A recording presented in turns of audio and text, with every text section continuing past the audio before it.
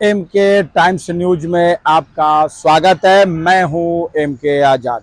आज हम बात करेंगे कि 2024 में भारतीय जनता पार्टी की जो रणनीति है और महागठबंधन की जो कवायदे की गई उसमें इतनी जल्दी दरारें क्यों पड़ने लगी। इसके पीछे जो तर्क है और जो वितर्क है, इस बारे में हम बातचीत करेंगे। कहा जा रहा है कि राजनीतिक गलियारों में इस बात की चर्चा बहुत ज़्यादा तेज होती है, क्योंकि जब बात होती है नरेंद्र मोदी जी का और अमित शाह की जोड़ी का, तो कहते हैं कि जब वो विगत 9 साल से जिस हिसाब से सत्ता को धधक के साथ और धमक के साथ और ठसक के साथ जो चलाने का जो कवायदे की गई है, इस बात को लेकर भी चर्चाएं आम होती है।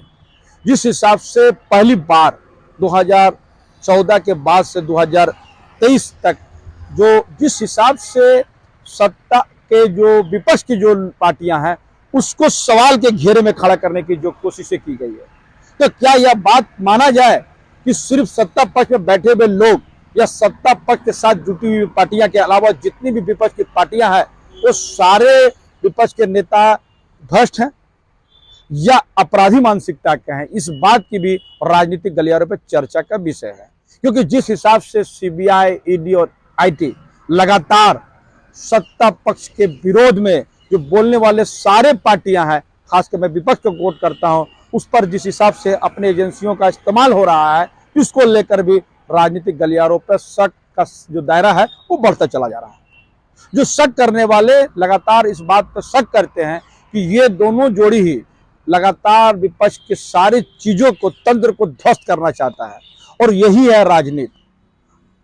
आप नेशनल मीडिया को देखें तो लगातार इस बात की जाती है कि इस जीत की लहर को कौन रोकेगा। तो सवाल यह है कि जीत कौन रहा है।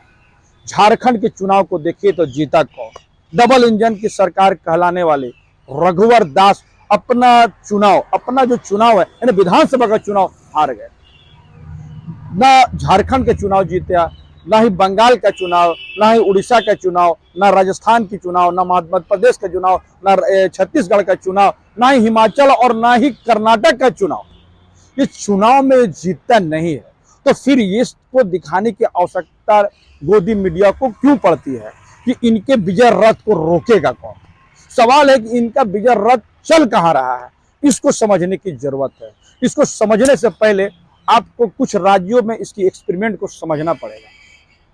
आप देखिए मध्य प्रदेश में जिस हिसाब से कमलनाथ की 17 महीने की सरकारें थी, जिसको बहुत विश्वस्त कांग्रेस के, उसको तोड़कर उस सरकार को जो गिराने का जो षड्यंत्र रचा गया है, उसका परत अब धीरे धीरे साफ होता हुआ दिख रहा है।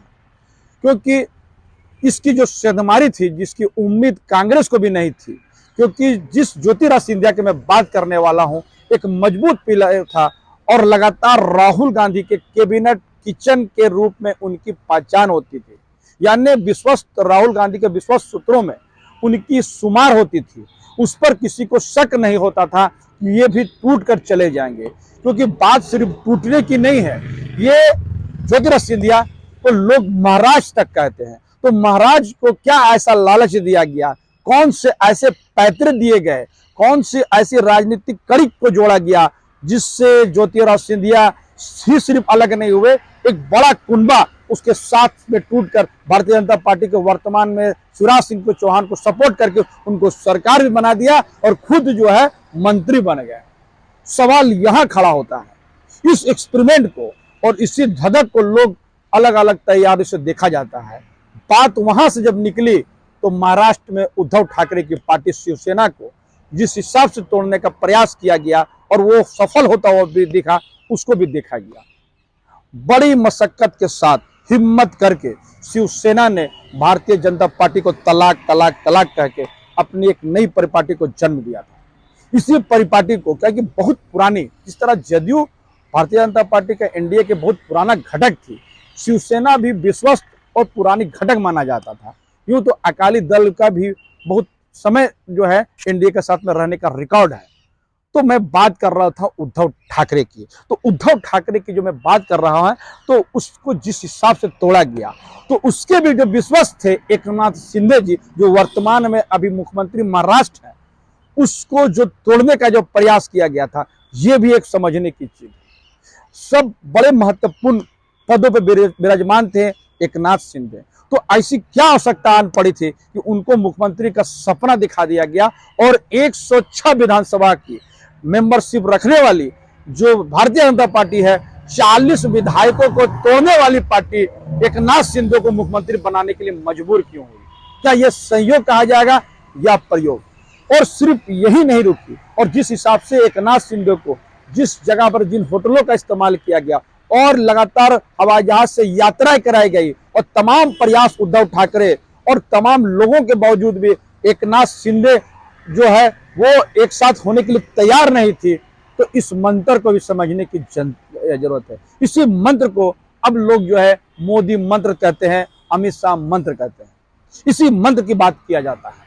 तो क्या यही कवायदे हैं जो वर्तमान में अभी ये एनसीपी की जो शरद पवार की जो पार्टी है उसको भी तोड़ के जो प्रयास किया गया, क्या यही मंत्र है? इसी मंत्र को लेकर भारतीय जनता पार्टी के वर्तमान जो शासक हैं वो 2024 की तैयारी कर रहे हैं। क्या सीबीआई, ईडी और आईटी का जो भय जिस हिसाब से विपक्ष में जो खत्म होता चला गया, क्या इसको पाटने के लिए एक ऐसा ही तंत्र बचा है? ऐसा क्यों है? इसके पीछे भी अगर जाइएगा तो साफ दिख आएगा कि भारतीय जनता पार्टी के ऋण कराने वाली जो है वो संघ जो है उसके प्रमुख का जो बयान है वो बड़ा महत्वपूर्ण हो जाता है। जिस हिसाब से कर्नाटक चुनाव के बाद भारतीय जनता पार्टी के अंदर खाने में जो हलचलें पैदा की जा रही है और हलचलें जो नजर आती है वो कई क्षेत्रों में नजर आया, चाहे मंत्रिमंडल को लेकर हो या फिर पार्टी में संगठन में बदलाव को लेकर है, लेकिन अंदर की बेचैनी कभी न कभी साफ झलक ही जाती है। तो क्या इसी मॉडल को लेकर जो है 2024 के लिए भारतीय जनता पार्टी तैयारी कर रही है? यह प्रश्न भी लोगों के दिमाग पे चल रहा है। राजनीतिक गलियारों पे इसके अलग अलग मायने निकाले जाते हैं और अलग अलग बातें बताई जाती है, लेकिन इस सब के इतर जो मैं बोलना चाहता हूं वो यह है कि निश्चित तौर पर जो महागठबंधन बनी, उस महागठबंधन की जो भूमि तैयार की वो क्रांतिकारी भूमि है, क्योंकि वहाँ चाणक्य की भूमि है। उस चाणक्य की भूमि में जो चाणक्य की जो नीति अपनाई गई थी, निश्चित तौर पर वर्तमान की जो सरकार है और नरेंद्र मोदी और अमित शाह की जोड़ी जी वो भी घबरा गई थी। संघ तो पहले से घबराया हुआ था, क्योंकि घबराने के बाद भी एकदम इसलिए भी सिद्ध हो जाता है कि यह संभव नहीं था कि किस तरह ममता बनर्जी और लाल झंडे के लोग एक साथ जुड़ जाएंगे। इसकी भी कवायदे की जाती थी। तमाम विरोध के बावजूद भी कांग्रेस के साथ में विरोध करने वाला पार्टी एक साथ कैसे आ जाएगी? मैं बात कर रहा था अरविंद केजरीवाल की आप पार्टी को। ये सारी कवायदों के बीच भी अलग अलग विचारों के अंतर के बावजूद भी सारे लोग पटना में जिस हिसाब से इकट्ठे हुए और उसके बाद इसकी वानगी बनी कि अगला जो है वो बैठक जो है शिमला में की गई और अचानक जो है शरद पवार का यह बयान आया ना कि शिमला के बजाय वो बेंगलुरु में प्रोग्राम होगा और उसके बाद उस बेंगलुरु प्रोग्राम में भी ग्रहण का लग जाना इस बात की ओर इशारा करता हुआ जा रहा है कि महागठबंधन में कहीं न कहीं परेशानी में गिरता हुआ दिख रहा है। तो सवाल यह है कि ममता बनर्जी और लाल झंडा एक साथ आएंगे?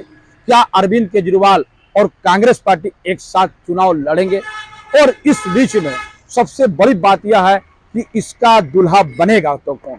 मैं दूल्हे की बात सिर्फ इसलिए भी कर रहा हूं क्योंकि रविशंकर प्रसाद जी जो कानून मंत्री थे पूर्व, उन्होंने जो बात महागठबंधन की पटना रैली में कहा कि इसका दूल्हा कौन होगा, इसलिए इस दूल्हा की बात को मैं कोट करते हुए चलूं कि लालू प्रसाद यादव ने स्पष्ट तौर से जो इशारा किया है वो स्पष्ट होता हुआ दिख रहा है कि इस गठबंधन का नेतृत्व कांग्रेस पार्टी करने जा रही है। और जिस हिसाब से एनसीपी टूटी, उद्धव ठाकरे टूटा और जिस हिसाब से ममता बनर्जी का जो भतीजे है उस पर जो चार्जेस लगे हैं और जिस हिसाब से अरविंद केजरीवाल का जिस पार्टी में उसके जो दिग्गज नेता है वो अभी जेल में है, मैं कोट कर रहा हूं मनीष सिसोदिया को और जैन साहब का, ये सारे लोग अभी जो है जेल में है। और जिस हिसाब से अरविंद केजरीवाल से भी केंद्रीय एजेंसी पूछताछ कर रही है, संभव है कि दूल्हा तो कांग्रेस पार्टी ही बनने वाली है।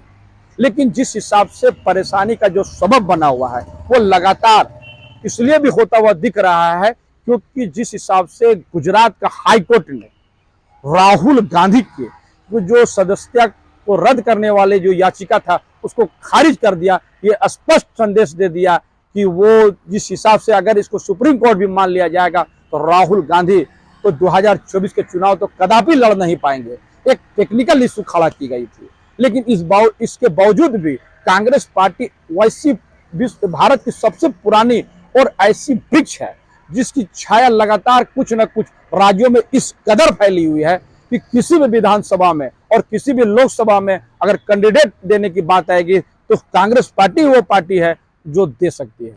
और इस बात के भी कवायद किया जा रहा है कि जो लोग 150 सीट जीतने वाले लोग हैं वही नेतृत्व करे, तो जाहिर सी बात है इन सारे कवायदों के बीच कांग्रेस पार्टी के तरफ लोगों का विश्वास का बना अपने आप में एक सही चीज को साबित करता हुआ दिखेगा।